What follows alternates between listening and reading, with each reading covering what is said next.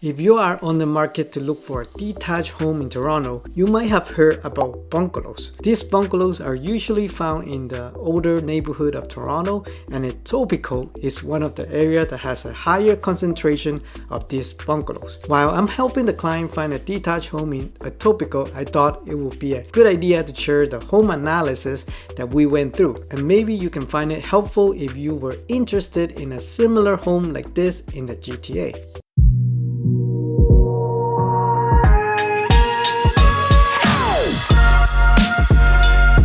Hey, welcome back to another video on the AV Team Real Estate channel. I'm Antonio and I am a local real estate agent in the GTA. If you have been enjoying the weekly video from this channel, don't forget to like the video and subscribe to the channel so that it can be shared with more people who want to get updated on the real estate market in Toronto.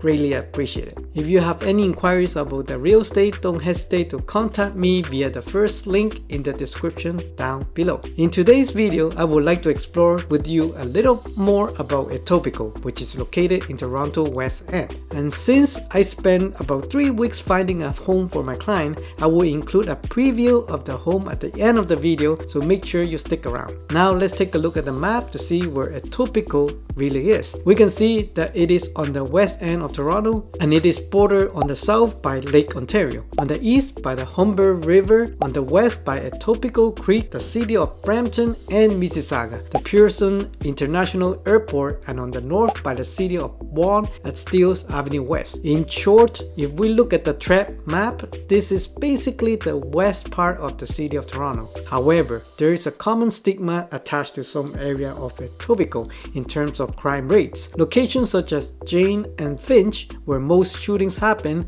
are known for many criminal activities and so on. Criminals do not stop at artificial neighborhood or region boundaries. For example, living across the street from a region with a high rate of property crime could likely be safer than living directly in that region. But that doesn't mean that criminals won't cross the street to commit crimes from time to time. Keep in mind that crime can take place at any time, even in the safest neighborhood. On the flip side, why did people keep coming back to Etobicoke to purchase home? At least I could tell you the perspective of my client, and I think it can speak to many people who consider buying a home here in Etobicoke. The number one reason is that most homes in Etobicoke are quite large because they are usually older homes that were built in the 1960s or 1970s. The lot sizes are usually quite large compared to modern homes, and factoring in the cost of land, which is much more expensive now. Now move on to the next criteria of my client, which is they need a home to start a family and expect at least 3 bedrooms to 2 washrooms, and preferably a bungalow because they want less stairs in case the parents want to visit or perhaps spend time together. In fact, Etobicoke is one of the regions that has the most bungalows in the city of Toronto due to its popularity back in the day. If you wonder what a bungalow is, it is typically a single story or has a second half or partial story that is built into a sloped roof. In general, a bungalow in Etobicoke has a square footage of between 1,200 and 1,300 square feet, excluding the basement. On the other hand, if you have a separate entrance, the basement could be converted into a separate unit, and some homeowners will use that as a source of side rental income. Having the 3 bedrooms on the same floor as the kitchen, living room, and the dining room generally makes it feel a little bit small, and the downside is that there is no separation between the bedrooms and the living space. A smaller bungalow typically has only 1 or even 2 bedrooms, and the larger ones have 3 bedrooms. However, usually the backyard is huge because the bungalow still generally has a larger lot, and that is one of the criteria of my client, who enjoy gardening and love the back patio for summer barbecues. Although you could also find bungalow in other areas of Toronto, why in Etobicoke? Well, one is because my client's workplace is in the same area, and more importantly, the home prices are less expensive than in central Toronto. Now that you understand my client home preference, I spend a few weekends visiting home with my clients,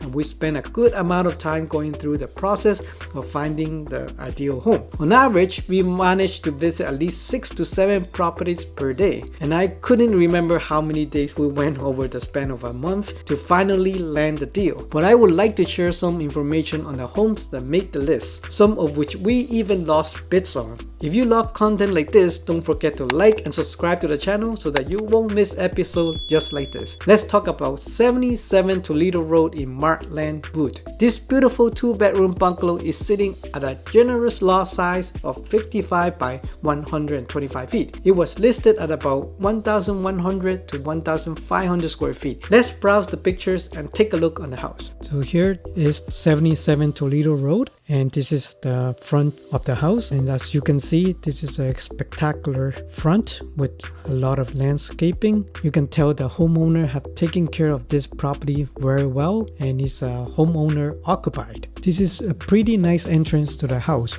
with just a couple steps to the front door. As you may have expected, the foyer of a bungalow is quite large, and on the right you can find the double door jacket closet. Here is a nice view of the house. Here at the living room, we have the large window facing front yard. And as I recall, this unit was empty at the time when we visited, but I guess this is just a virtual staging, and the floor was really not that updated. It was still the old floor, but nevertheless, it is a great space and also has the fireplace on the living room. Here is another angle towards the dining area. At the time, I just recalled that there was a dining table and everything else was empty. However, the windows drew tons of light and they were pretty open and bright.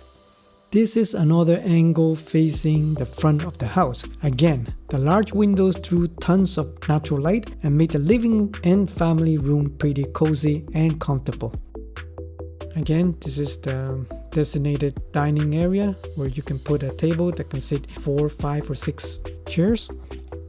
This is a fairly large kitchen with porcelain floor and somewhat updated kitchen cabinets. It has fairly large windows and it is big enough to house a breakfast table with chairs. Overall, it is a pretty good condition kitchen with all the standard appliances and also has newly added pot lights.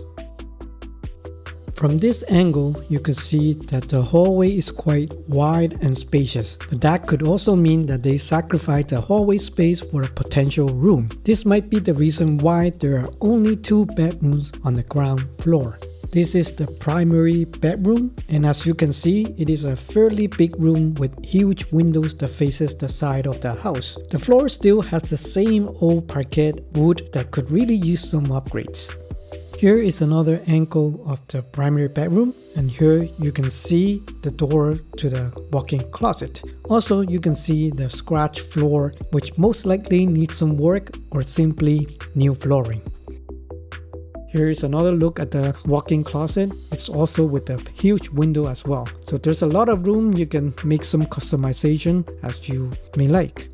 This is the second bedroom, which is large enough to house a large bed and a computer desk. This is also a very bright bedroom with large windows that draw tons of lights and a double glass door that can access the backyard through a huge deck.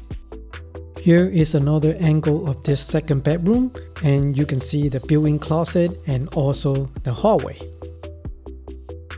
This is the washroom on the main floor, and as you can see, it is somewhat updated with a new vanity, the sink, new toilet and shower area. It is also updated with pot lights as well.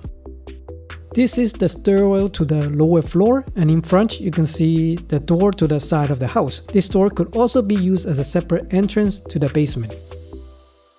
As you can see, the basement has a decent height ceiling of about 7 feet or more, and it is still carpeted. However, it is well partitioned already with 2 rooms, and you can tell that it's a huge space. This is the smaller bedroom in the basement with a window that is somewhat above ground. This is the other angle of the room with another window and also a built-in closet. This is the hallway between the rooms, and across is the big room, which could also be a room or big recreational area. Currently, it can be used as a second living room or family room with a fireplace. It also has a large windows above the ground. This is the other side of the room, and as you can see, it is huge. In the future, the homeowner can choose to install a kitchen so that it can be used as a separate unit. This is the second washroom on the lower floor, and it is somewhat updated with a new vanity, sink, and toilet. This is the mechanical room where you can find the washer and the dryer, and also additional area for your storage. This is another area where you can use it as a workshop. This is the side of the house with a big deck and patio area. You can also see the side entrance that could be used for the second unit in the basement. This is the deck area once you step out of the double glass door on the main floor. Here is another close-up shot. The rest is just another shot of the backyard, and you can see how well it is maintained. And also there's a lot of room for gardening, and there's also a shed along with it. So here is the location at 77 Toledo. This is the Etobicoke area, and we are pretty much located on the central most western part of Etobicoke, almost bordering Mississauga. Here is the property history of 77 Toledo Road. Going back to the history, this property was last sold in 2000 for $395,000, which means the last homeowner was there for almost 24 years, and was listed on May 30th for $999,000. It was listed way under the market price because the seller was holding offers for the offer day. My client was interested in this property, and we were one of the bidders. This was pretty much my client's first experience participating in a bidding war, and this property ended up with 11 offers, and unfortunately we were outbid. This property ended up selling for $1,342,500, which was almost $342,000 over the listing price. This is the most recent sale of bungalows in Markland Woods near 77 Toledo Road, with all the similar lot sizes ranging from 40 to 125 feet. And we have only one sale in July so far, recording $1.45 million. And we have 5 sales in June that range from $1.15 million to $1.52 million, including 77 Toledo Road, which sold for $1.34 million. Based on the recent sales, if 77 Toledo Road was listed for $999,000, do you think the seller expected anything near $1 million? Obviously, this price was priced way below the market price to attract multiple offers. Here is another honorable mention and made to the list for my client, which is a home near Black Creek, and this is 309 Driftwood Avenue, and sold for $1 million in June of 2024. This home is quite similar to the one we saw last at 77 Toledo Road. Similarly, it's a bungalow with a 2-car garage and also has a fairly large front yard, and the condition of the house is somewhat similar with the floor that is not really updated but in a mint condition, and similar lot, and the kitchen is also not quite updated but in a similar condition. However, this one on the main floor has 3 decent sized bedrooms as opposed to 2 bedrooms in the 77 Toledo. It sold for much less. Remember that 77 Toledo was sold for $1.34 million, and this one was listed for $999,000 and sold for only $1 million. So why is this much lower in terms of price? Well, it's because it's in the location of Black Creek, and we are much closer to Jane and Finch. So there is a stigma in this location where there's a lot of criminal activities or illegal activities, so that's why the price of this home usually tends to be lower. However, there's a lot of upside because it is really close to York University, and there's a lot of revitalization in this area, new developments, so there's a lot of potential growth. And according to the property history, this was pretty much near at the listing price, although they tried to sell it several times in between April of 2024 until June. There aren't much sales during June, and not even in July. There's only one that sold for $1 million, which is the one which my client have targeted. And now to the start of the show, my client finally purchased this at 35 Stanwood Crescent in Humbermaid.